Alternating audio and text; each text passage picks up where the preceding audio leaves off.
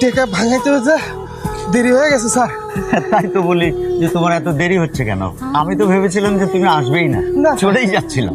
আচ্ছা, তোমার নামটা যেন কি? স্যার আমার নাম মফিজউদ্দিন। তুমি আমার ছেলেকে পড়াতে পারবে? ক্লাস 3-তে পড়ে।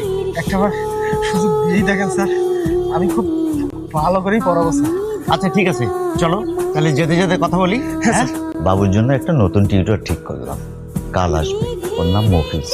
খুবই ভালো কাজ করেছো। আসসালামু আলাইকুম স্যার। ওয়ালাইকুম সালাম। মফিজ এসো, ভিতরে এসো। লুনা, ও হচ্ছে মফিজ, বাবুর টিচার। ওর কথাই তোমাকে গতকাল রাতে বলেছিলাম। হ্যালো। এই যে এ হলো তোমার স্টুডেন্ট, বুঝলে? ও কিন্তু পড়াশোনায় ভীষণ অমনোযোগী, একটু ভালো করে পড়াটা বোঝাতে হবে। সমস্যা হইলা নে, আমি চেষ্টা করব ভালো করে বুঝায় পড়ানোর জন্য। ম্যাডাম, বাবু তোমার নাম কি, কেমন আইছে? কি খেত, কেমন আইছো? আম্মু আমি এই টিচারের কাছে পড়বো না। এইভাবে কেউ নিজের টিচারের সাথে কথা বলে বাবু? এখনই সরি বলো টিচারকে। ও কিছু কোয়েন না, ও ছোট মানুষ, সব ঠিক হয়ে যাবে নি আস্তে আস্তে। আচ্ছা স্যার, আপনার নাম কি? আমার নাম মফিজউদ্দিন। মফিজ। এটা কোনো নাম হলো? আমি আমার বন্ধুদেরকে বলবো আমি মফিজ স্যারের কাছে পড়ি? ধ্যাৎ, আর পড়বোই না। কালকে থেকে আপনি আর আমাকে পড়াতে আসবেন না। আপনি আমাকে প্রমিস করেন, বলেন প্লিজ। আচ্ছা ঠিক আছে। আচ্ছা শোনো মফিজ, কালকে দুপুরে কিন্তু তোমার আমাদের বাসায় দাওয়াত, আমরা একসাথে লাঞ্চ করব। তোমার স্যারের কিন্তু নির্দেশ আছে। আপনি এখানে কেন? আপনি কেন কালকে থেকে আসতে মানা করেছিলাম? আপনি আমাকে প্রমিস করেছিলেন। আমি তো তোমার পড়াবে আসিনি। তাহলে কি খাইতে এসছেন? আপনার খাওয়ার প্রতি এত লোভ কেন?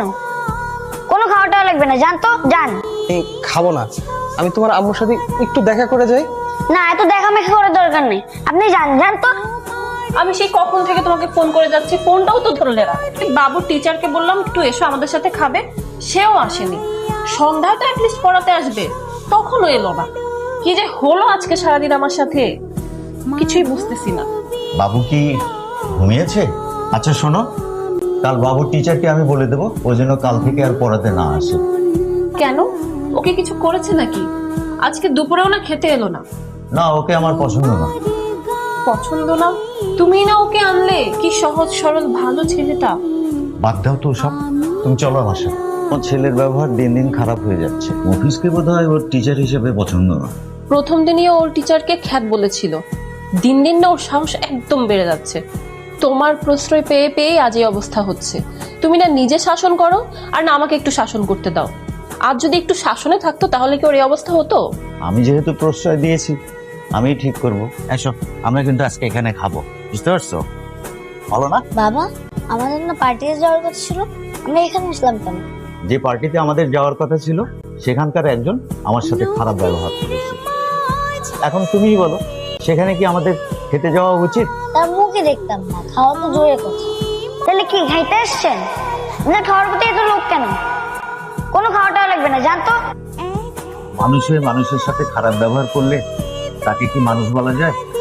দেখো, আজকে আমার পকেটে টাকা আছে, তাই আমরা রেস্টুরেন্টে খেতে আসতে পারি। যদি না থাকতো তাহলে কি হতো? আজকে বাপ বেটা দুজনকেই না খেয়ে থাকতে হতো। স্যার তাহলে না খেয়েছিল? স্যার অনেক কষ্ট পেয়েছে। পশু পাখি হোক আর মানুষ হোক, সবাইকে সমানভাবে ভালোবাসতে হয়, কারো মনে আঘাত দিতে হয় না। বাবু শোনো, তোমার জন্য নতুন টিচার ঠিক করেছি। আমার নতুন টিচার লাগবে না, তাহলে? যিনি ছিলেন তিনিই তো ভালো ছিলেন। তুমি কি মফিজ স্যারের কথা বলছো? আমার মফিজ স্যারকে লাগবে, প্লিজ আব্বু, প্লিজ। নামটা কেমন খ্যাত না?